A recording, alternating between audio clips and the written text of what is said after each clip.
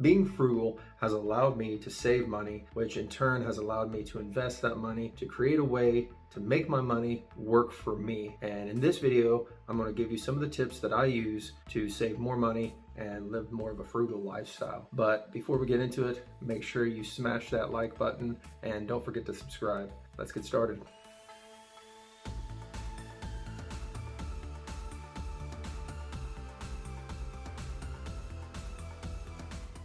Okay, so the first thing that I'm going to talk about is something that I do, and it allows me to make a couple of $1,000s more per year. And it's something that's very easy to do. You just have to do it. So where I work, we're actually allowed to clock in 10 minutes prior to our shift beginning. Doesn't seem like a lot, but what that means is 10 minutes of time and a half for that day. But start adding that up. So you're looking at 10 minutes, let's say a basic week. So that's 50 minutes of time and a half, almost a full hour. And then you want to think about how that really affects your end of year earnings. So let's just use an example. If you make $18 per hour, that's around $37,440 per year base if you only work 40 hours per week. At time and a half, that puts you about at $27.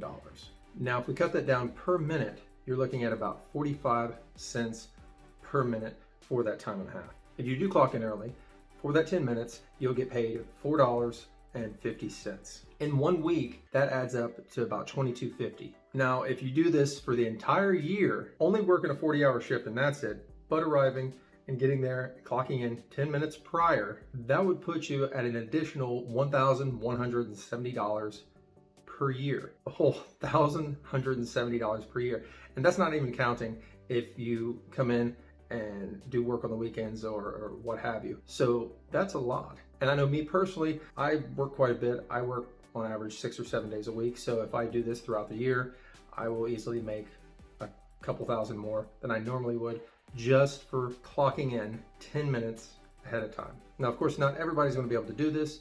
Make sure you check, but if you can, I really suggest it. Very easy way to make quite a bit of money. And here's something that I do every year is I make a garden. And if you're going to do this, you want to think about what you can plant that you usually eat or that you're usually purchasing at a store. That way it's going to save you money naturally. So let's say, for instance, you like salads, maybe you have cherry tomatoes, you're buying these. These things can be pretty expensive, and cherry tomatoes probably are the absolute easiest thing that I can grow in my garden. You throw a couple plants down and you're going to have loads of cherry tomatoes. And I eat a lot of tomatoes, and not only tomatoes, but I eat spaghetti sauce and things like that. So if you learn to make your own spaghetti sauce, can it, you have tomato sauce for all of the winter. You freeze your tomatoes. If you like to eat chili, you have that through the winter. It's a bigger cost savings than what you really think it is just to have a garden. So I'd highly suggest that. We've gone to a day and age where nobody really knows much about cars anymore, but I would highly suggest learn a little bit about your vehicle, basic things that you can repair. Even if you don't know how, look at YouTube. This is one of the things that I do. If I do not know how to do something with my vehicle, I will look at YouTube. And the amount of savings that you can do on a couple fixes on a vehicle is pretty amazing. Say for instance, I had a windshield wiper go out. Did not know how to repair it, but looked it up on YouTube and learned how to do it and did it myself. And the windshield wiper by itself cost me about $37.45. Now, if I paid somebody to do it, the cost could have been anywhere between $210 to over $300 to make this replacement. So there's a few $100s that I saved automatically just by doing it myself. And as some of you guys know, I have my own YouTube channel where I show a lot of projects I do.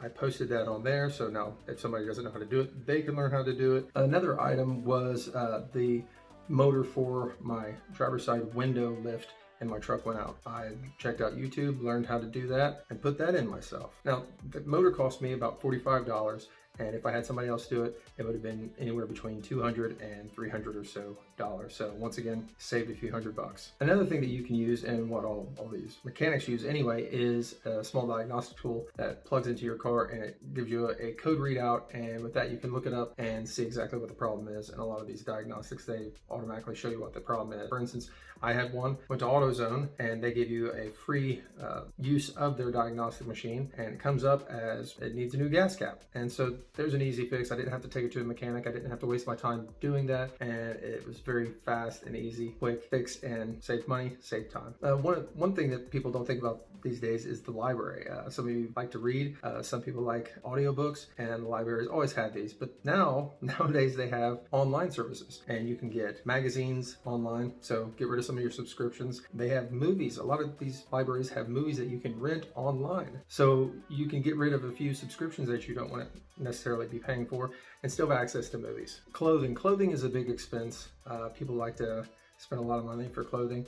Me personally, I will shop at Salvation Army and Goodwill and get clothes that are normally $15, $100 for $10. And I've done that with a lot of pair of pants. I bought some that are sometimes 15, 20 bucks, and I find them for $10 there. But I've also found $110 pairs of pants, and I bought them for $10 there. You can save a lot of money by doing this. I used to do this when I was in high school, and I really wasn't making any money. It was more of a necessity to actually shop this way, so the dollar would stretch a little bit more. And that's another thing you want to think about, is if you have a budget for clothing or kids for their clothes, then your dollar can stretch a little bit further. And I really don't think that Salvation Army and Goodwill are like they used to be. A lot of people donate very nice clothes. It just takes the time to go and take a look at it and see what you can find. One of the easiest things that you can do is take your lunch to work. Figure out what you want to eat for the week, make it in a batch, take your lunch to work, and you can save quite a bit of money just by doing that. If you have vending machines at work, you're going to be paying $1, $2 for just a drink, and then you're looking at $3 or $4 for a sandwich. Before you know it, you've paid $8, $10 for one day of eating, when $10 to $15 probably would have paid for your meal the whole week if you just took the time to actually do it. Once again, quite a bit of money savings. I've talked about this in one of my other videos as far as grocery shopping. Don't buy brand names all the time. Sometimes they can be cheaper. You just have to take the time to kind of look around. But for the most part, the store brand items are going to be cheaper. And I've seen things like even Advil. The cost comparison from Advil to basic ibuprofen in stores is pretty massive. I think the last time I looked, I saw a Kroger brand for $15.99 versus just basic ibuprofen generic for I think around $5. And the Kroger brand had like a 200 count and the ibuprofen had a 500 count. I mean, it's really kind of insane when you think about it, why you wouldn't go with the store brand item versus the name brand item. So make sure you take a look at that. Very easy savings to get. Instead of automatically going to stores to make a purchase, think about places like Craigslist, OfferUp, Facebook Marketplace. Take a look at some of what is on there. If you're looking for something specific, you can do an easy price check. You look on Amazon, you look at the store online, and then you look it up on Marketplace or OfferUp and see if you can find anything similar to that or the exact item. And it's a very easy way to save some money that way. Okay, so this is probably one of the hardest things you will ever do. Hopefully not. But in order to save money, if you can really get your spouse or your partner to buy into your goals, see if you can get them to want to participate in this frugality with you. It will not pay off for you if you're one that's saving money and then your partner is spending extra money because they see what you're saving, so they spend it on something else. It really doesn't work at that point.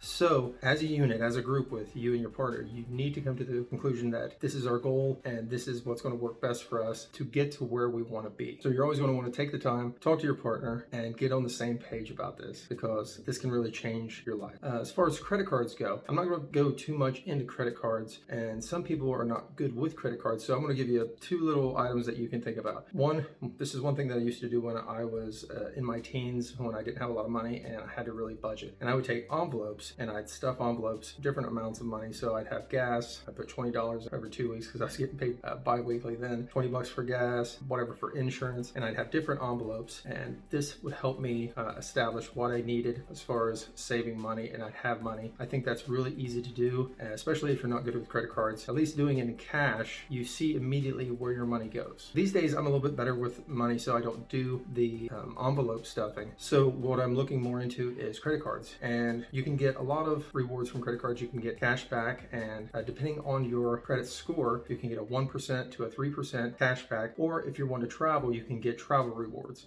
So that's one of the things you want to think about whenever you're looking at credit cards. Don't get a credit card that's really not going to give you anything, or one that has an annual fee. Look at credit cards where you're going to get something back from it, and that's going to end up saving you more money there too. That's it for the video. I appreciate you guys watching. Don't forget to like, don't forget to subscribe, and I'll see you on the next video.